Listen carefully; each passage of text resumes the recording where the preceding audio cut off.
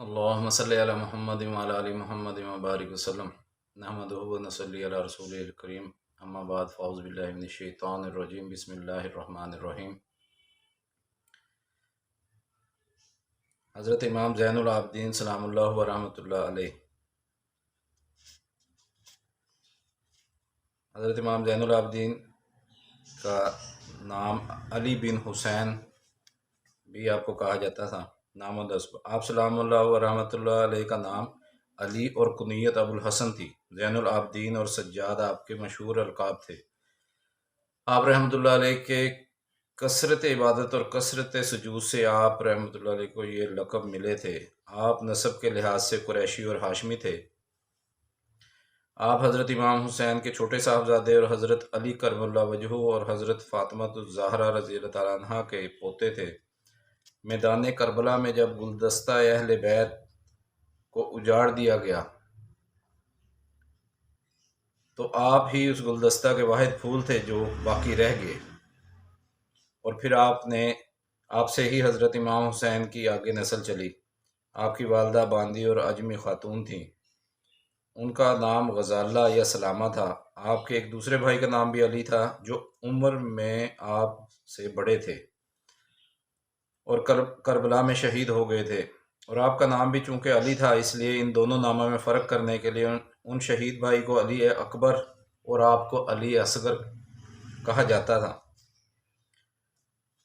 آپ سلام اللہ ورحمۃ اللہ علیہ 5 شعبان بروز جمعرات سن 38 ہجری میں مدینہ طیبہ میں پیدا ہوئے، یعنی آپ اپنے دادا حضرت علی کرم اللہ وجہہ کے دور خلافت میں ان کی شہادت سے 2 سال قبل پیدا ہوئے۔ آپ نہایت خوبصورت تھے۔ لوگوں کے بیچ میں آپ کا حسن و جمال بالکل نمایاں تھا۔ سر پر زلفیں تھیں جو کندھوں تک لٹکی رہتی تھیں اور مانگ نکلی ہوتی تھی۔ بالوں کو سیاہ اور سرخ خضاب کیا کرتے تھے۔ آپ خوبصورت لباس اور اعلیٰ قسم کی خوشبو استعمال فرماتے تھے، حتیٰ کہ آپ کے بدن سے منفرد عمدہ خوشبو پھوٹتی تھی۔ آپ سفید عمامہ پہنتے تھے اور کمر پر اس کا شملہ چھوڑ دیتے۔ عمدہ قسم کی اون کی چادر اور جبہ استعمال فرماتے تھے، اور ایک زرد چادر تھی جسے جمعہ کے دن زیب تن فرماتے۔ آپ کا لباس عمدہ اور قیمتی ہوا کرتا تھا۔ سردیوں میں 50 دینار مساوی 8 لاکھ روپے کی اونی چادر پہنتے۔ جب گرمیاں آتی تو وہ چادر کسی غریب کو دے دیتے، یا پھر اس چادر کو بیچ کر اس کی قیمت اسے دے دیتے۔ گرمیوں میں خاص نوع کے سرخ مصری کپڑے پہنتے تھے، اور یہ سورہ اعراف کی آیت تلاوت فرمایا کرتے تھے جس کا ترجمہ ہے: آخر کون ہے جس نے زینت کے اس سامان کو حرام قرار دیا ہو جو اللہ نے اپنے بندوں کے لیے پیدا کیا ہے۔ سورہ اعراف کی آیت نمبر 32 ہے، اس کا ترجمہ ہے، مفہوم ہے کہ آخر کون ہے جس نے زینت کے اس سامان کو حرام قرار دیا ہو جو اللہ نے اپنے بندوں کے لیے پیدا کیا ہے۔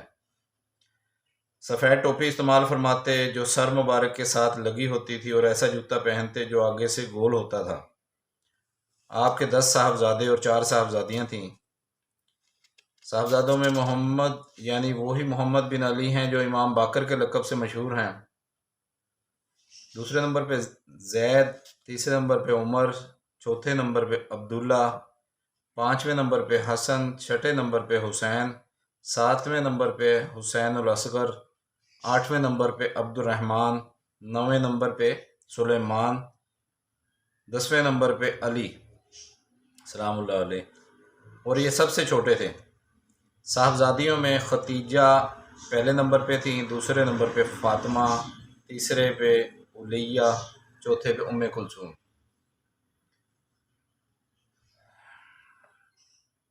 سانحہ دیگر اہل بیت کے ساتھ میدان کربلا میں آپ بھی موجود تھے، مگر آپ بہت بیمار تھے۔ اس قدر شدید بخار تھا کہ بستر پر ہی لیٹے رہے اور جنگ میں شرکت نہیں کر سکے۔ اس وقت آپ نوجوان تھے اور 23 برس عمر تھی، لیکن شدت مرض کی وجہ سے آپ چونکہ جنگ میں شریک نہیں ہو سکے تھے، اس لیے ان دشمنوں نے آپ کو چھوڑ دیا تھا اور شہید نہیں کیا تھا۔ اگرچہ بدبخت شمر نے آپ کو بھی قتل کرنے کا ارادہ کیا تھا، مگر اس کے ہی ساتھیوں نے اسے شرم دلائی کہ بیمار اور کمزور کو قتل کرتے ہو، تو وہ باز آ گیا۔ بعض کہتے ہیں آپ اس وقت کمسن بچے تھے اس لیے آپ کو چھوڑ دیا گیا، لیکن یہ بات درست نہیں ہے۔ اس کے علاوہ یہ بات ایک معجزہ ربانیہ سے کم نہیں ہے کہ حضرت امام حسین رضی اللہ تعالیٰ عنہ اور ان کی نسل کو دشمن نے اپنے لحاظ سے صفحہ ہستی سے مٹا دیا تھا، اور اس عظیم نسل میں سے تنہا صرف آپ ہی بچ گئے تھے، اور اللہ تعالیٰ نے انہی اکیلے فرد کے ذریعے حضرت امام حسین رضی اللہ تعالیٰ عنہ کی نسل کو پوری روئے زمین پر قیامت تک کے لیے پھیلا دیا، اور اپنی رحمت سے اس قدر پھیلایا کہ اب سادات کی ان عظیم ہستیوں کے مبارک وجود سے ہی شاید کوئی اسلامی خطہ محروم ہو، اور ان نیک بخت حضرات کا اب شمار بھی دشوار ہے۔ ان حضرات اہل بیت کو کربلا سے کوفہ لایا گیا اور ابن زیاد کے سامنے پیش کیا گیا۔ ابن زیاد نے جب حضرت علی بن حسین کو دیکھا تو ان سے پوچھا تیرا نام کیا ہے؟ آپ نے بتایا علی بن حسین۔ اس نے کہا کہ اللہ نے علی بن حسین کو قتل نہیں کر دیا، آپ خاموش رہے۔ اس نے کہا بولتے کیوں نہیں ہو؟ آپ نے فرمایا میرا ایک بھائی تھا، اس کا نام بھی علی تھا، لوگوں نے انہیں قتل کیا ہے۔ ابن زیاد کہنے لگا اسے اللہ نے قتل کیا ہے، آپ خاموش رہے۔ اس نے کہا آپ بولتے کیوں نہیں ہو؟ آپ نے جواب میں یہ 2 آیتیں تلاوت فرمائی۔ ایک آیت سورہ زمر کی ہے، 42 نمبر آیت ہے، یعنی اللہ کسی جان کو اسی وقت ہی قبض کرتا ہے جب اس کی موت کا وقت آ جاتا ہے۔ دوسری سورہ آل عمران کی آیت نمبر 145، یعنی کسی بھی شخص کے اختیار میں نہیں ہے کہ اسے اللہ کے حکم کے بغیر موت آ جائے۔ اس پر وہ بگڑ گیا اور کہنے لگا واللہ تو بھی انہی میں سے ہے، اور آپ کے قتل کا حکم جاری کر دیا۔ اس پر آپ نے کہا پھر ان مستورات کو کن کے سپرد کرو گے؟ ابن زیاد کا یہ جابرانہ حکم سن کر حضرت امام حسین رضی اللہ تعالیٰ عنہ کی بہن اور آپ کی پھوپھی حضرت زینب رضی اللہ تعالیٰ عنہ بے تاب ہو کر حضرت علی بن حسین سے چمٹ گئی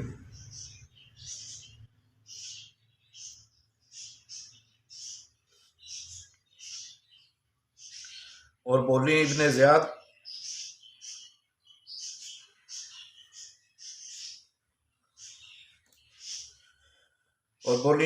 کیا ہم آل رسول کے خونوں سے تمہارا جی نہیں بھرا؟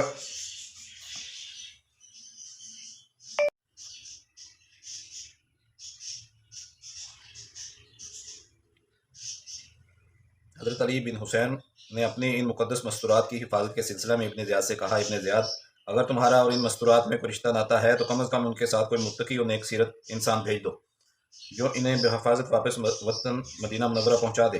اس پر اس نے کہا چلو پھر اسی لڑکے یعنی حضرت علی بن حسین کو ان عورتوں کے ساتھ جانے دو اور آپ کو قتل نہ کیا۔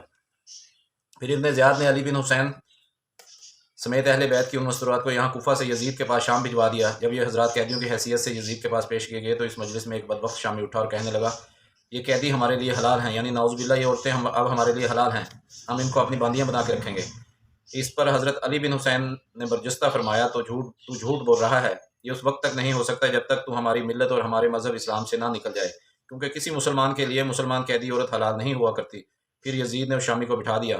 یہ حضرات کچھ دن وہیں یزید کے پاس رہے۔ اس دوران یزید جب بھی صبح یا شام کا کھانا کھاتا تو حضرت علی بن حسین اور ان کے چچا زاد بھائی حضرت عمر بن حسن کو بھی شریک کرتا۔ حضرت علی بن حسین تو نوجوان تھے مگر حضرت عمر بن حسن چھوٹے بچے تھے۔ ایک دن یزید نے حضرت عمر سے کہا کیا تم میرے اس بیٹے خالد بن یزید سے مقابلہ کر سکتے ہو؟ انہوں نے کہا ہاں کر سکتا ہوں، ایک چھری مجھے دو اور ایک اسے، تاکہ ہم آپس میں مقابلہ کر سکیں۔ اس پر یزید نے اپنے بیٹے خالد کو پکڑ کر اپنے ساتھ چمٹا لیا اور حضرت عمر سے کہنے لگا تو بھی اپنے باپ کی طرح ڈسنے والا ہے، اور آخر سانپ سے سانپ ہی پیدا ہوتا ہے، نعوذ باللہ۔ چند روز بعد یزید نے حضرت علی بن حسین سے کہا اگر تم ہمارے پاس رہنا چاہو تو یہاں رہو، ہم تمہارے ساتھ صلہ رحمی کریں گے، تمہارے حقوق کا خیال رکھیں گے، اور اگر تم واپس اپنے وطن مدینہ طیبہ جانا چاہو تو میں تم لوگوں کو بھجوا دیتا ہوں اور تمہارے ساتھ اچھا معاملہ کرتا رہوں گا۔ آپ نے کہا نہیں، ہمیں ہمارے وطن واپس پہنچا دیجیے۔ چنانچہ یزید نے ان کو مدینہ منورہ بھجوا دیا اور ان کے ساتھ بہتر سلوک اور اچھا معاملہ کیا۔ بقیہ انشاءاللہ تعالی اگلی اس میں نشست میں اللہ تعالیٰ ہمیں اہل بیت کی قدر کرنے، ان کی عظمت اور ان کی بڑائی کا یعنی کہ ان کا احترام کرنے کے ہمیں اللہ رب العزت توفیق عطا فرمائے۔